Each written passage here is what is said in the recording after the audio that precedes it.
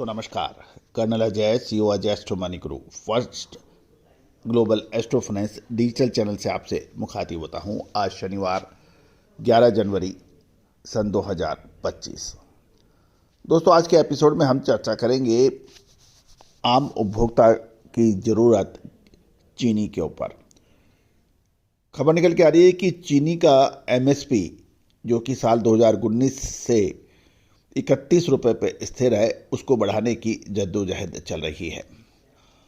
एक तरफ भारतीय चीनी मिल संघ, जिसे इस्मा कह रहे हैं, और राष्ट्रीय सहकारी चीनी कारखाना महासंघ, इनके अलावा दूसरी मिलर्स ने भी चीनी का एमएसपी बढ़ाने का पुरजोर वकालत की जा रही है।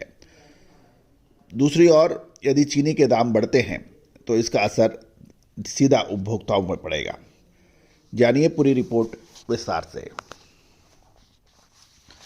दोस्तों इससे पहले हम आगे चलें, एक विनम्र अनुरोध। यदि आप हमारे चैनल पर नए हैं, पहली बार आए हैं और अभी तक सब्सक्राइब नहीं किया है, यदि हमारी दी गई जानकारियाँ आपके लिए लाभदायक और उपयोगी हैं तो आप इस चैनल को सब्सक्राइब और लाइक करना बिल्कुल ना भूलें। घंटी का निशान यानी बेल आइकन को ज़रूर पुश कीजिए ताकि हर प्रोग्राम की पहली खबर आप तक पहुंचाई जा सके नोटिफिकेशन के जरिए। दोस्तों खबर निकल के आ रही है कि चीनी उद्योग के लिए राहत भरी घोषणा होने की संभावना बन गई है। दूसरी ओर एक महत्वपूर्ण कदम के तहत घरेलू बजट को प्रभावित कर सकता है यदि चीनी के दाम बढ़ते हैं। भारत में चीनी का न्यूनतम विक्रय मूल्य एमएसपी बढ़ सकता है। खाद्य एवं उपभोक्ता मंत्रालय के मंत्री के अनुसार सरकार जल्द ही कोई निर्णय ले सकती है। गौरतलब है कि फरवरी 2019 से ये 31 रुपये प्रति किलोग्राम पर ये स्टेबल बताया जा रहा है। खबर ये निकल के आ रही है कि चीनी की एमएसपी बढ़ सकती है, लेकिन इसका सीधा असर उपभोक्ताओं पर पड़ सकता है। साथ साथ आइसक्रीम और कन्फेक्शनरी आइटम्स में भी इसका फर्क पड़ सकता है। चीनी उद्योग लंबे समय से चीनी की कीमतों में वृद्धि की मांग कर रहा है। चीनी इंडस्ट्री का कहना है कि बढ़ती उत्पादन लागत और चीनी मिलों के वित्तीय दबाव के कारण इसका अस्तित्व और प्रॉफिटेबिलिटी को सुनिश्चित करने के लिए कीमतों में वृद्धि करना आवश्यक हो गया है। गौरतलब है कि पीयूष गोयल ने भी इस बात को मालूम हो कि सरकार इसके ऊपर सहानुभूति पूर्वक विचार कर सकती है।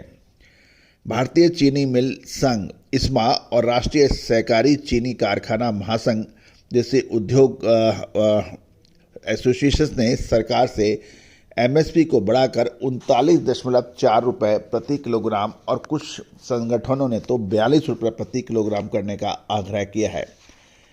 उनका मानना है कि ये वृद्धि उत्पादन की वास्तविक लागत के प्रतिबिंबित होगी और देश में चीनी मिलों की वित्तीय स्थिति को स्थिर करने में मदद मिल पाएगी। बढ़ती लागत के दबाव के अलावा भारत के चीनी उत्पादन में भी उल्लेखनीय गिरावट देखने को मिली है। इस्मा के अनुसार यानी भारतीय चीनी मिल संघ इस्मा के अनुसार चालू वित्त वर्ष और मार्केटिंग ईयर जो कि अक्टूबर से शुरू होता है, पहली तिमाही में चीनी का उत्पादन 16% घटकर 95.4% तक रह गया है, जबकि पिछले साल समान अवधि में 113 लाख टन का उत्पादन हुआ था, जो 16% घटकर इस साल अक्टूबर, नवंबर, दिसंबर वाली जो तिमाही है 95.4 लाख टन रहा है। उत्पादन में गिरावट का प्रमुख कारण चीनी उत्पादक राज्य महाराष्ट्र में चीनी उत्पादन में गिरावट बताई जा रही है। महाराष्ट्र में ये गिरावट भारी बरसात के कारण गन्ने की सप्लाई में समस्या, चीनी की कीमतों में संभावित वृद्धि के बारे में चिंताओं को और बढ़ा सकता है। सक्रिय चीनी मिलों की संख्या पिछले वर्ष 512 से घटकर इस वर्ष 493 में रह गई हैं, जो उत्पादन क्षमता को गिरावट दिखा रही है। दोस्तों ये तो तय है कि एक तरफ कुआं दूसरी तरफ खाई। एक तरफ इंडस्ट्री को चलाने के लिए वित्तीय आवश्यकता, दूसरी ओर घरेलू उपभोक्ताओं का बजट। ये सारी चीज़ें सरकार को ध्यान में रखनी आवश्यक हो जाती है। लेकिन ये भी तय है कि साल 2019 के बाद कोई भाव नहीं बढ़े हैं, जबकि लागत काफ़ी बढ़ गई है। साथ साथ गन्ने की एमएसपी में भी उल्लेखनीय वृद्धि हुई है। अब देखना यह है कि क्या होगा, लेकिन ये तो तय है कि कुछ वृद्धि होनी अपेक्षित है। दोस्तों, आपको हमारे प्रोग्राम कैसे लगते हैं? आप अपनी राय अवश्य दीजिए।